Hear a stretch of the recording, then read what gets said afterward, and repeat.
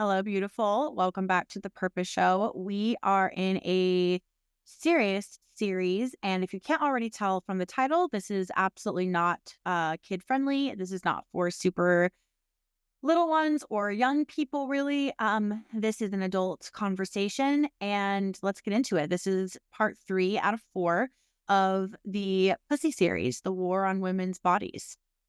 So we've been getting into some of the dark history with this topic and with women and medicine. And we're going to get a little bit more into that. And then we're going to shift into a little bit of a different vibe. And I mean, this is hard to talk about, but it's like we have to go there. It is our responsibility to go there. There are so many dark truths of women's medical history, and this is like what they don't teach us. Women's healthcare truly has a fucking brutal history. And I think it's a history that most people have no idea about. I know that I didn't until like in very, very recent years. We're told a lot about medical advancements and all these things that have really improved women's lives, but we rarely hear about how those discoveries were made. It was very often at the expense of women, particularly women of color.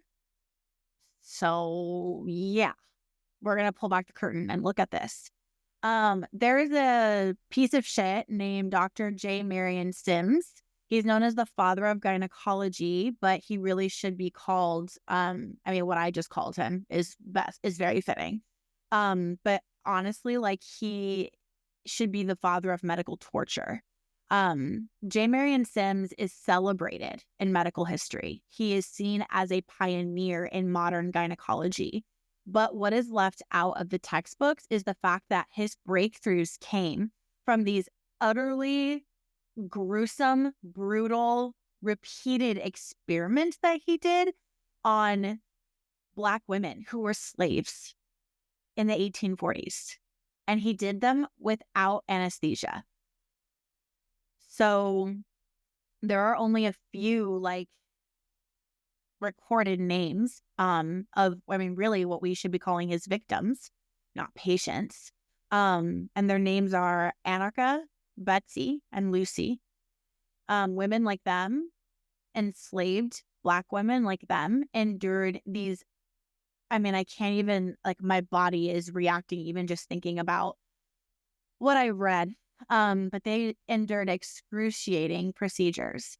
And their pain was dismissed because of the racist belief that Black people had a higher pain tolerance. Sims basically perfected certain surgery techniques by operating on these women over and over and over again without their consent, without any pain support, any pain relief, and with no regard for how much they were suffering. Yet, there are statues of Sims that have stood in medical institutions for years, giving him credit as a hero that he was not. Just because something helpful for a lot of people comes out of something doesn't mean that that person is a hero. He was brutal. He was an abuser. He was an awful human being. If you can, I don't even know if I would classify him as a human being at that point. Something else that I want to mention is, this is like a hard conversation. The Puerto Rican birth control trials. The first birth control pill did not come just from like, oh, I discovered this, look, and it works. In the 50s, the 1950s, American researchers that were funded by the infamous Ms. Sanger and Planned Parenthood, they needed human test subjects to experiment on, so they went to Puerto Rico.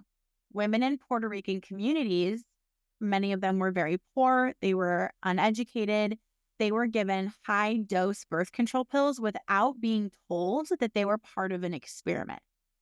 These women suffered severe nausea, they had blood clots, they were having depression. 3 women died, but no autopsies were performed. No autopsies were performed. Instead of seeing this as a massive wrongdoing and an ethical issue, a failure, Researchers called the trials a success and pushed forward with FDA approval. Meanwhile, American women were considered too valuable to be used as test subjects. So basically, Puerto Rican women were seen as beneath. They were exploited. They were deceived. And it was deliberate. Another thing we want to look at is forced sterilizations. So basically, I had literally never heard anything about this. So learning about this it's honestly such a shock. Like, it just gives a whole other layer for me personally to like the disdain I have looking back at like the pieces of my upbringing. And like, yes, I'm so grateful I had a good life. Like, even with trauma, like everybody has various levels of trauma, but like I was blessed. I was good. I was pretty safe. Like, I had a good family, a good life, but fuck, I had no clue what was going on. And the privilege, the whitewashed, like everything it was so bad. And it's shameful to me. And this kind of shit, learning about this when in my mid 30s, like, are you kidding me? Anyway, so basically, for years, the US government was forcibly sterilizing thousands of people of color, women of color. Okay, not even people. I believe it was just women. Black women, indigenous women, Latina women, and they put it under this kind of mask of like, oh, public health and population control. And a lot of people didn't even know that it had happened until they tried to have kids later in life. So these women, indigenous women, were sterilized without consent in Indian health service hospitals in the 70s. And it's estimated that 25 to 50% of Native women of childbearing age were sterilized without their consent. And like I said a minute ago, a lot of them, it wasn't even just without their consent, it was without their knowledge. Like, they didn't know until they were ready to start a family later in life to realize, like, you've been made sterile. Black women in the South were targeted through government-funded programs, usually under threats of losing their welfare benefits if they didn't comply. This was so common that it had a name, and it was the Mississippi appendectomy. That's the fucking name they gave this thing that they were forcing on these Black women. Latina women in California were forcibly sterilized in hospitals like LA County, USC Medical Center, and they were usually pressured into signing consent forms in a language they didn't understand while they were in active labor. So they're having a baby and then they're getting sterilized. They signed consent forms because they tricked them. This is not even like, these things that I'm saying are not even that long ago, but this isn't even like a thing of the past, of that recent of a past. The most recent case of this, ICE detention centers were exposed in 2020 for performing forced hysterectomies on immigrant women without their consent. 20 motherfucking 20.